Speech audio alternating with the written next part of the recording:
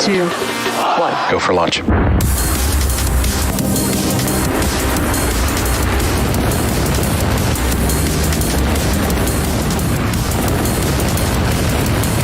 Vehicle is supersonic. Stage separation confirmed. Dragon, separation confirmed.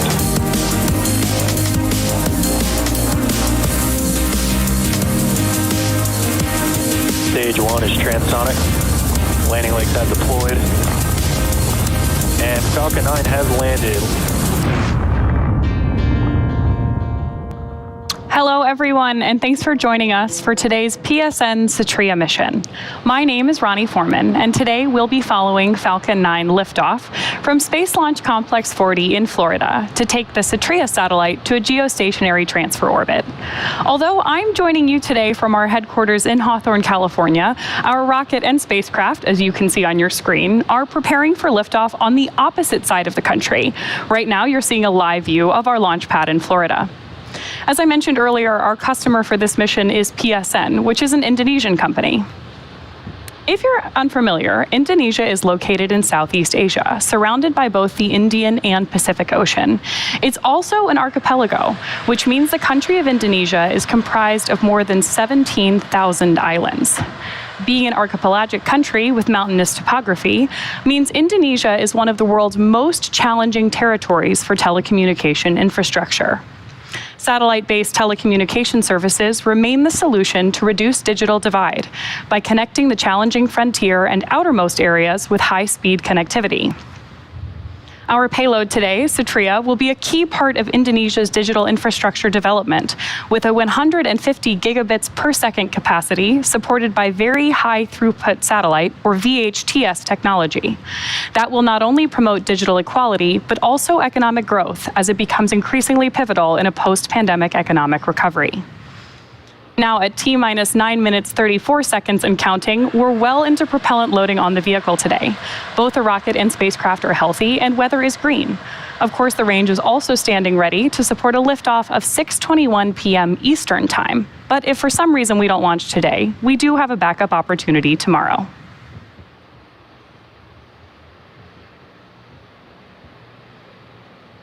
Hey everyone, Soumya Srivastava here, joining Ronnie to guide you through the PSN SATRIA mission today.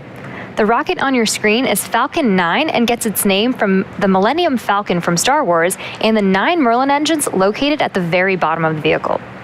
Standing at around 230 feet tall, Falcon 9 is loaded up with nearly 1 million pounds of fuel and liquid oxygen prior to liftoff and is able to transport payloads like today's satellite and people to various orbits in space. To top it off, Falcon 9 is also the world's first and only reusable orbital class rocket. The F9 rocket you see on screen is made up of 2 main stages. The first stage, or booster, which is the largest section towards the bottom, and the second stage, which will eventually take up our payload to its destination in space. You might be able to tell from the soot around the bottom that the first stage supporting today's launch has seen its fair share of space travel. That soot that you see all around the first stage is formed when the carbon-based fuel we use, RP1 kerosene, is burned. And as the booster approaches the landing site during descent, it does a long re-entry burn to slow down prior to re-entering the atmosphere. And because the re-entry occurs engines first, the booster flies through its own plume, which then deposits the soot onto the rocket. And if you watch the feed from the onboard camera during landing, you can see the soot sticking on the lens. Flying for a 12th time today, a few minutes after liftoff, we'll be attempting to recover the booster once again on our drone ship, A Shortfall of Gravitas. And as mentioned, there are 9 M1D engines at the bottom of the booster that are used to accelerate the vehicle through the Earth's atmosphere. Moving up, the first and second stages are connected by the inner stage, which has pneumatic pushers that allow stage separation during flight. The inner stage also houses the Merlin vacuum, or MVAC engine, that's connected to the second stage. The Merlin engines at the bottom of the first stage and the MVAC are nearly identical, except the MVAC engine has a larger nozzle that allows the second stage to perform better in the vacuum of space. And we'll probably have some really great views of the MVAC and planet Earth after liftoff, so stay tuned for those. And at the very top, we have the payload fairing. The fairing's job is to protect the payload from aerothermal loads, heating, and contamination during ascent. Much like our first stage, we recover most fairing halves and use them again on future launches. The fairing halves supporting today's mission are also flight-proven, with one half flying for its 7th time and the other its 9th. Once we reach the vacuum of space, the fairing halves will separate, and we'll attempt to recover them again using our recovery vessel, Doug. Now, with liftoff in about 6.5 minutes from now, let's learn a little bit more about the mission at hand.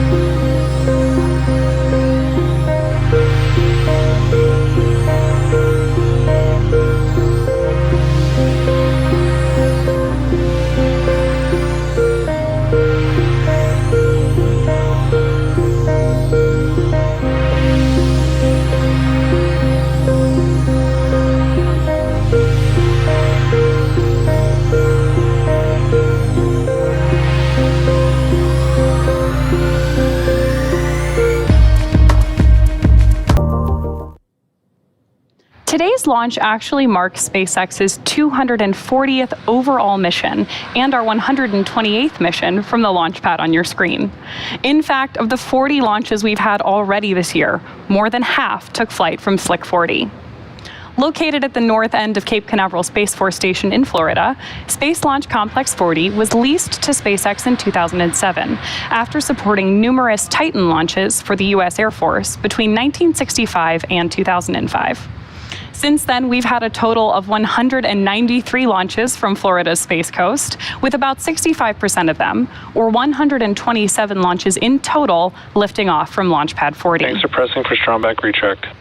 SpaceX is planning on building a crew tower at SLC-40 as well to be able to launch future crew and cargo from this launch pad, in addition to 39A, which is bringing us another step closer to making humanity multiplanetary.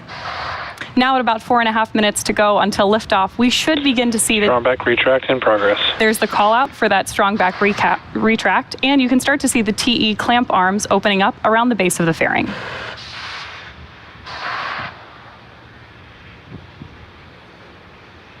You can now see those clamp arms opening up, and as Ronnie mentioned, once the clamp arms are fully opened, the TE, which is hinged, will retract away from the vehicle in preparation for launch. You'll also hear it referred to as the strong back over the nets.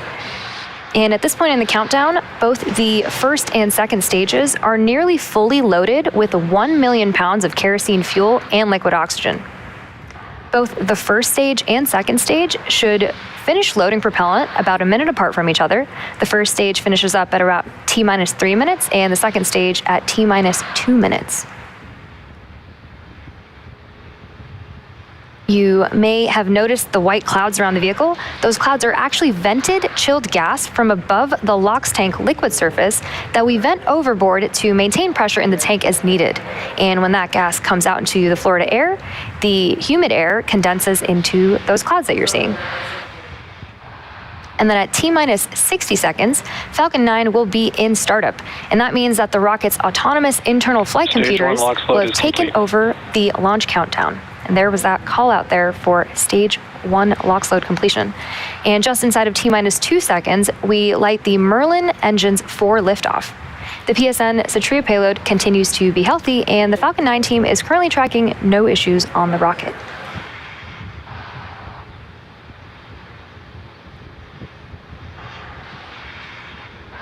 So again, the next major milestone we are tracking is final LOX load completion, at which point Falcon 9 will be fully loaded with both fuel and oxidizer.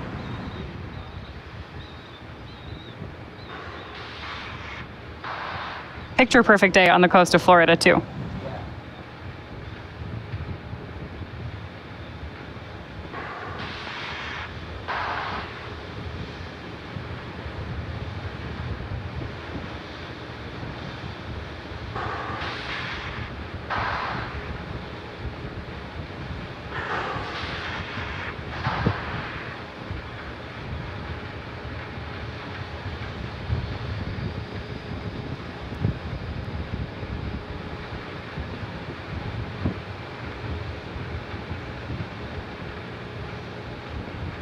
Stage 2 LOX load is complete. There's confirmation that we are fully loaded with fuel and oxidizer ahead of today's launch. And fun fact, at liftoff, Falcon 9 will be burning about 700 gallons of that fuel per second. Ground gas closeouts.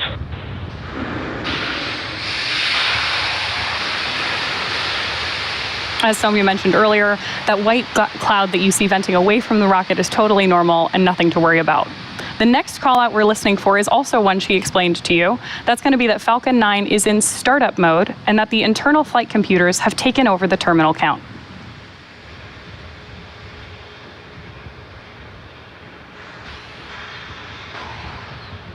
Falcon 9 is in startup.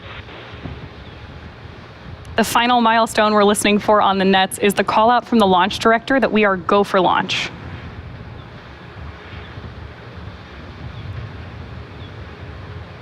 SLD on countdown. Go for launch. There you hear it. We are just over 30 seconds from liftoff, and all systems are go for the launch of Falcon 9 and the SATRIA payload. Go Falcon 9, go PSN. T minus 30 seconds.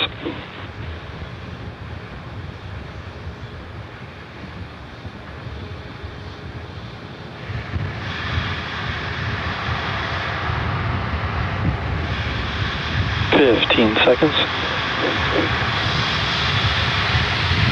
T minus 10, 9, 8, 7, 6, 5, 4, 3, 2, 1. Ignition. And liftoff. Go Falcon, go PSN. Stage 1 propulsion is nominal. Vehicle is pitching downrange.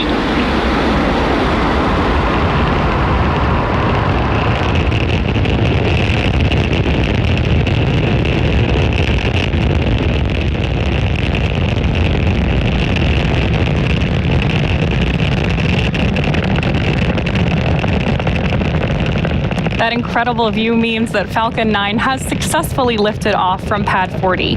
And right now we are throttling down to prepare for max Q in about 30 seconds.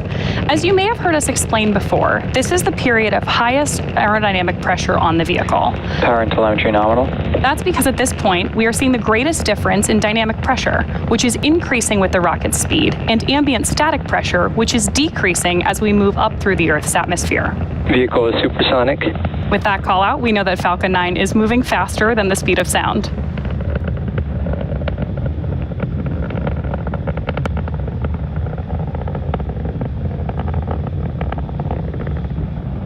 Max Q. With confirmation that we've passed through max Q, we have 3 events coming up in quick succession, starting with main engine cutoff, stage separation, SES1, or second engine start 1. Main engine cutoff, or MECO for short, is where all 9 Merlin 1D engines will shut off to slow down the vehicle in preparation for the next event, stage separation, or stage sep for short. That's where the first stage booster will separate from the second stage.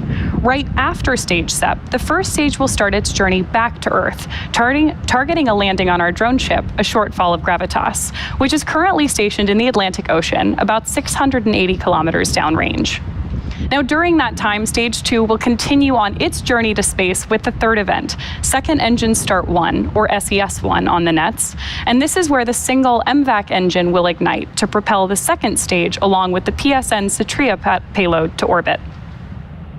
In addition to these 3 major events, the fairing halves will also separate less than a minute after SES1, so keep an eye out for all of those coming up in about 10 seconds.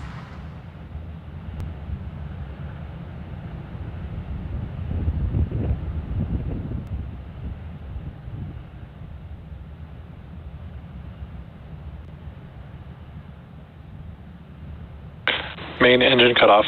Stage separation confirmed.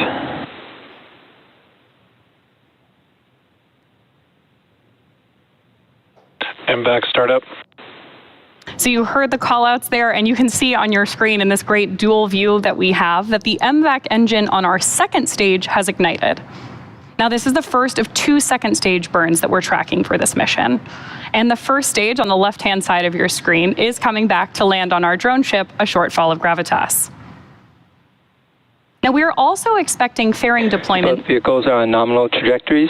With that, we know that both vehicles are headed in the right direction. And as I was describing earlier, we are expecting fairing separation in just about 5 seconds.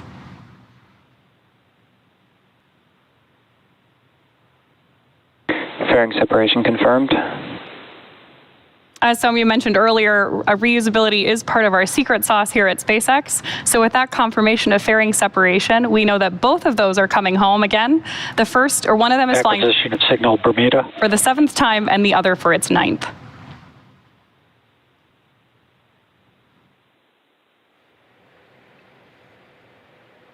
It's now T plus 3 minutes and 55 seconds into today's mission, and we have a great view of stage 1 on the left and stage 2 on the right. In order to complete today's landing, the first stage has 2 more burns left. Next up will be the entry burn, where 3 of the Merlin engines on the first stage will reignite, and this will help slow down the F9 first stage as it re-enters the upper part of the Earth's atmosphere. That entry burn should start in about 2-ish minutes from now and will last about 20 seconds.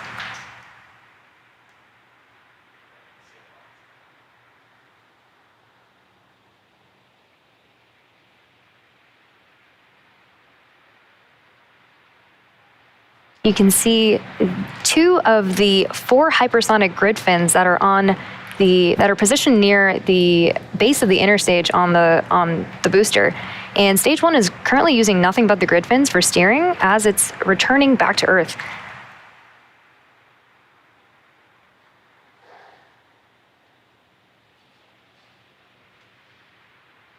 You can also see those little puffs of gas. Those are nitrogen gas bursts for attitude control, and they also help orient the rocket on its way back down.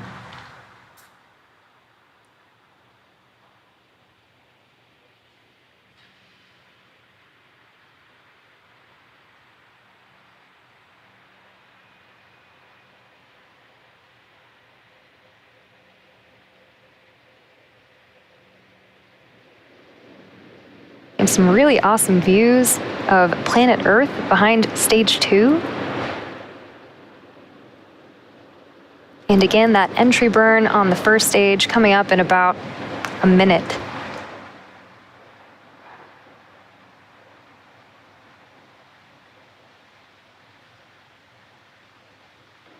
Both vehicles are on nominal trajectories.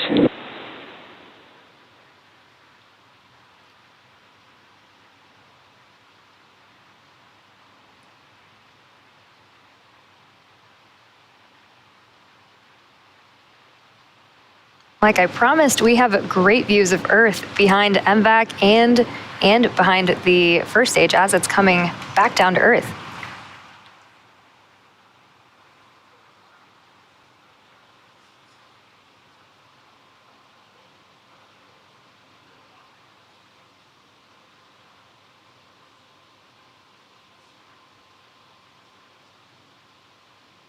Stage 1 entry burn startup. You can see that 3 of those engines have now relit engines 1, 5, and 9 for the entry burn. It's about 20 seconds for this burn.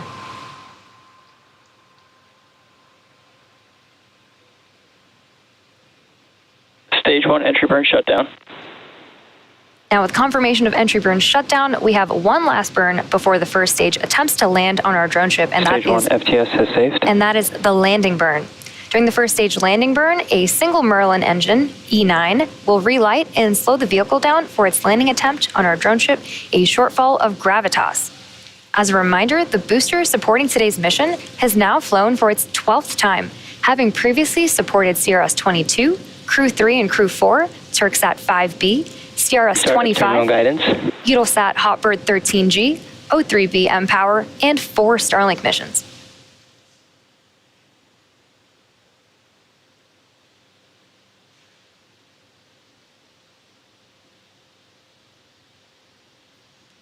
We'll also be coming up on SECO 1, or second engine cutoff 1, in about 30 seconds from now. Stage 1 transonic. Stage 2 FTS has saved. You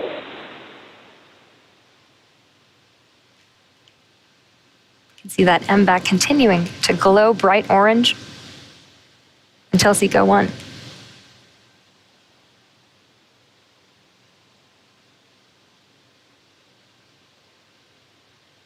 Nominal orbit insertion. MVAC shutdown. Great callouts for SECO 1 and nominal orbital Stage 1 landing insertion. burn.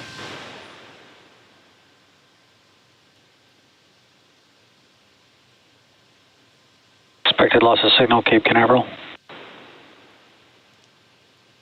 There's that view of landing burn. Stage 1 landing leg deploy.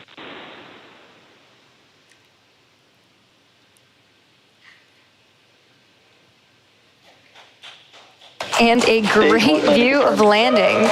This landing marks the 12th successful landing for this particular booster and marks our 201st overall successful recovery of an orbital class rocket.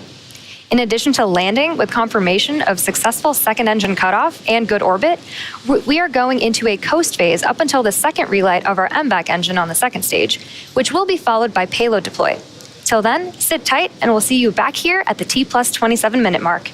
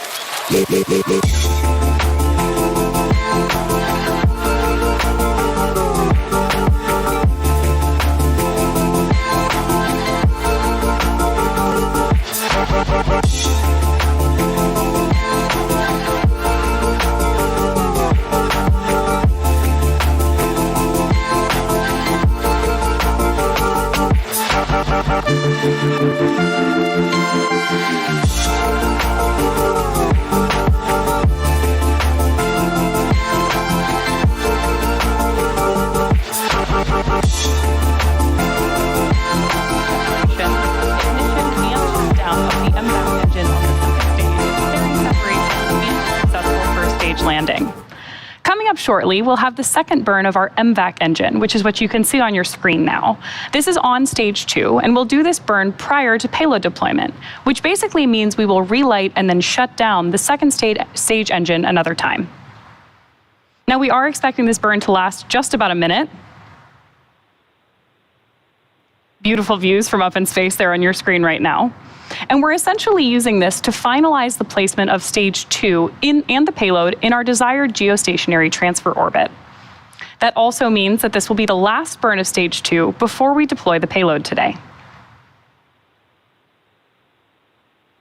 We're expecting about another 30 seconds on this engine burn.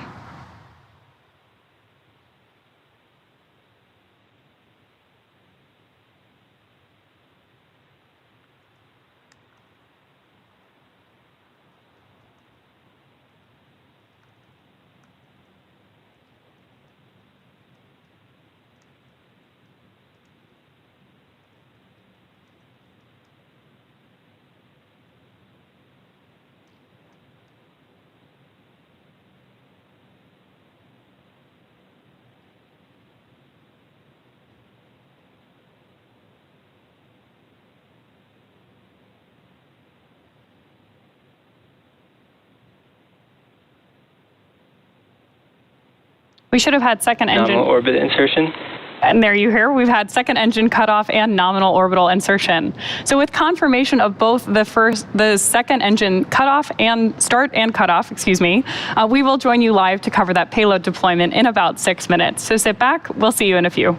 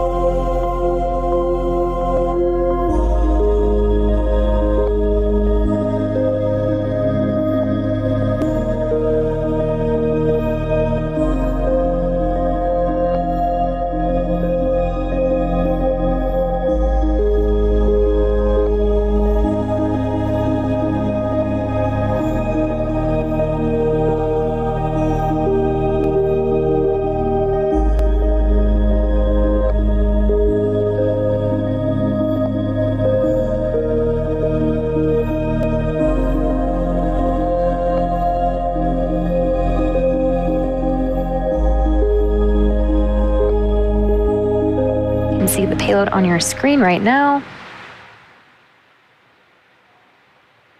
Acquisition of signal Maldives.